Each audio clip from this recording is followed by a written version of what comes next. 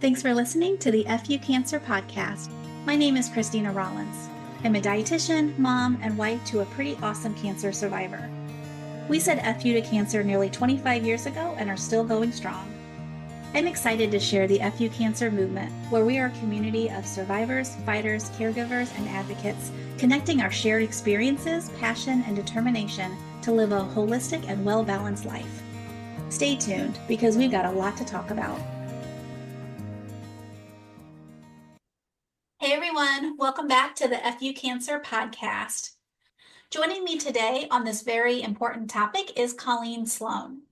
Colleen is a dually credentialed healthcare practitioner, working as both a pediatric physician assistant since 2017 and also as a registered dietitian nutritionist.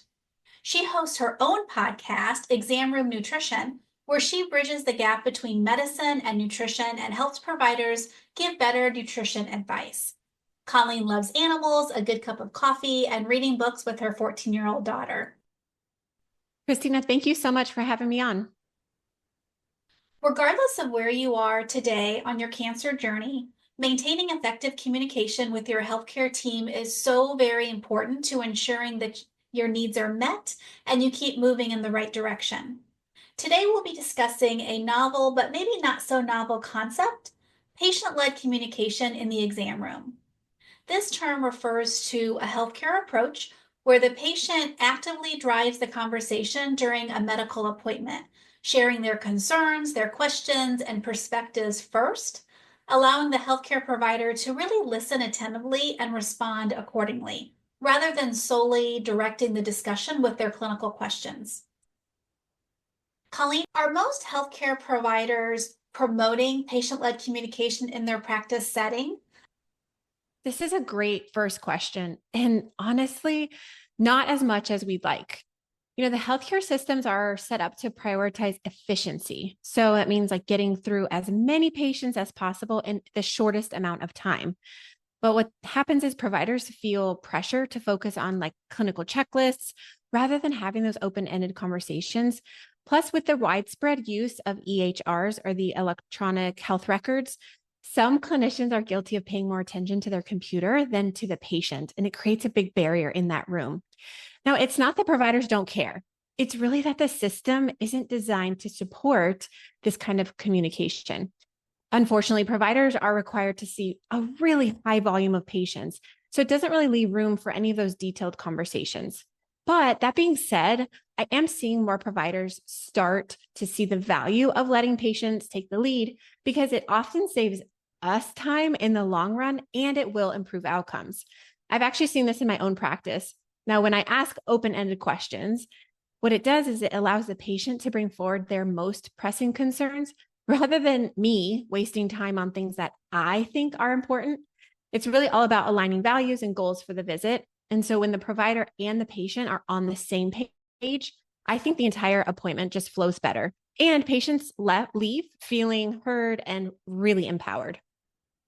Why do you think, as either healthcare practitioners or as patients, that achieving this basic communication in the exam room is just so hard? Okay, I think there's a lot of reasons, but I want to focus on two. And the first one is time. This is the number one reason when I've polled my audience, when I ask them why they don't discuss nutrition with their patients, they often will say that there is a lack of time. And we know this. Appointments are short. Most providers maybe have 15 minutes to assess, diagnose, and come up with a treatment plan. And in that rush, it's really easy for providers to default to like a checklist approach.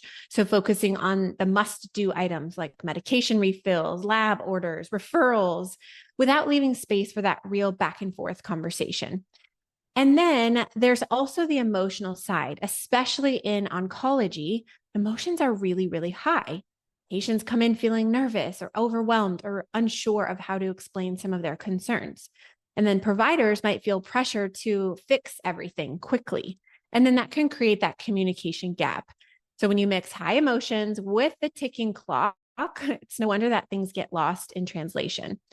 Now, I want to give an example of this, and it's not necessarily oncology specific, but I once had a patient who came in for a rash So I walked in ready to diagnose and treat said rash.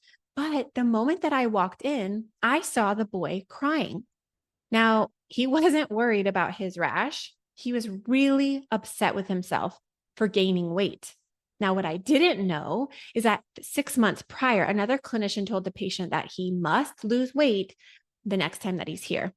So it's no wonder that he was just beside himself when he stepped on the scale and he found out that he gained 3 pounds.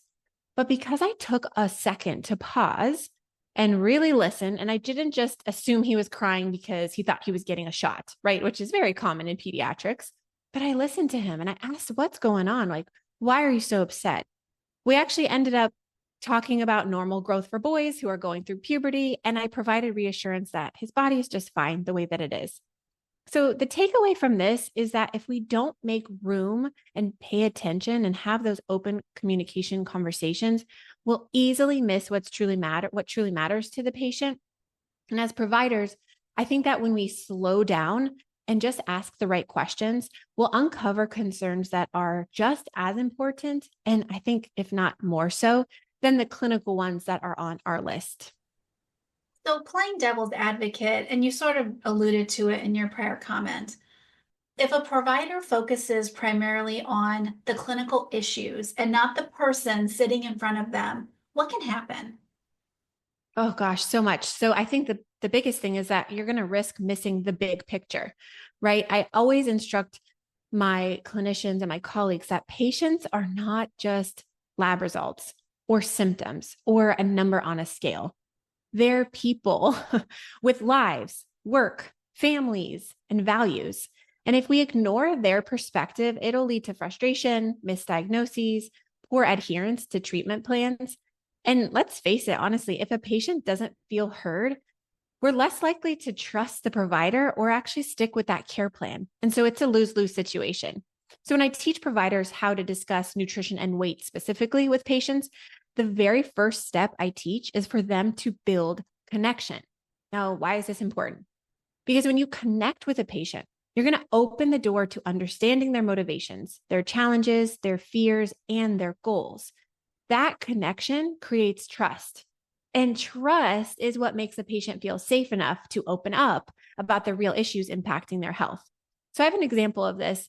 And it was when I once worked with a patient who was struggling for years with his weight.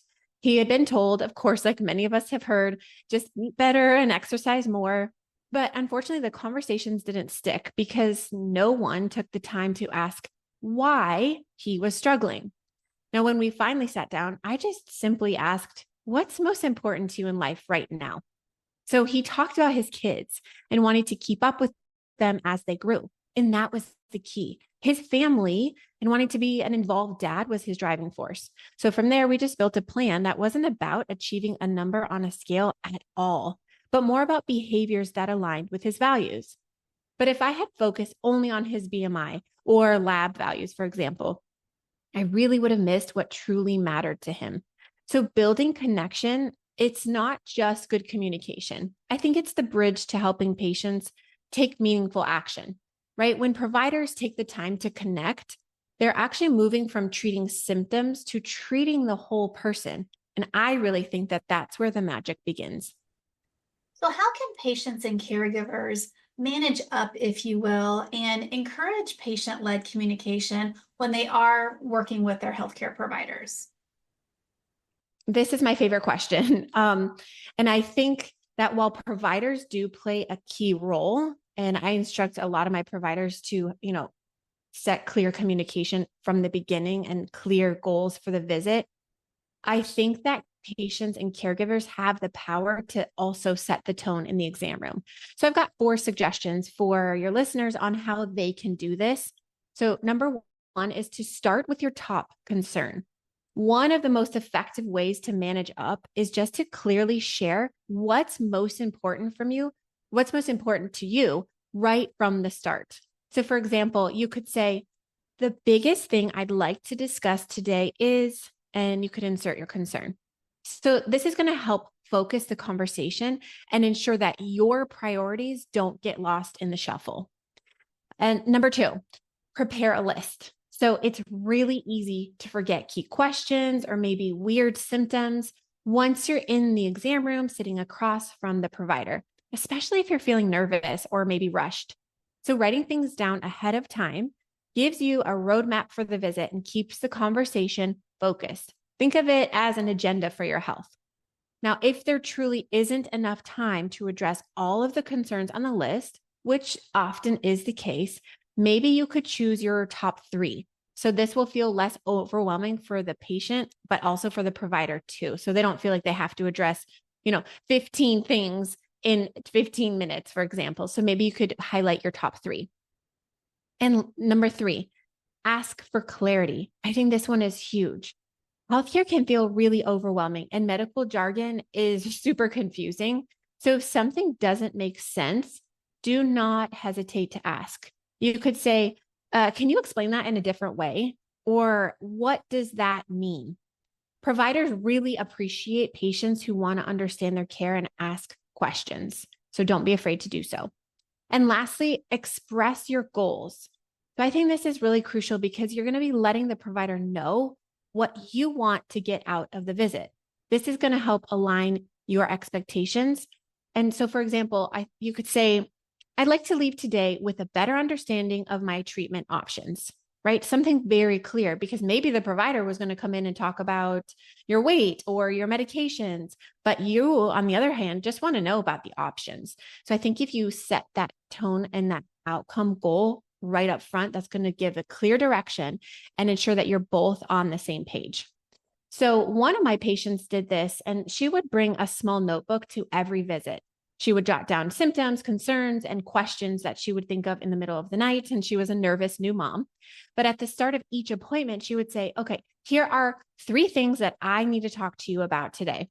And as a provider, I loved it because I really didn't even have to ask many questions. It kept us focused on really what mattered to her. And because we addressed her concerns first, she felt heard and she left every visit with her questions answered and a very clear plan. So I think it's important to remember that providers want to help, but we're not mind readers. So by managing up, I think patients and caregivers can take an active role in their care, but also ensure that their voices are heard and their needs are met. And I think that's a win-win for everyone. Well, Colleen, thank you so much for sharing this information. You clearly have a lot of experience in this area, and you've given some really great tips to help empower all of us to be better communicators when we are in the exam room. So thank you so much for being here today. Thanks for having me, Christina.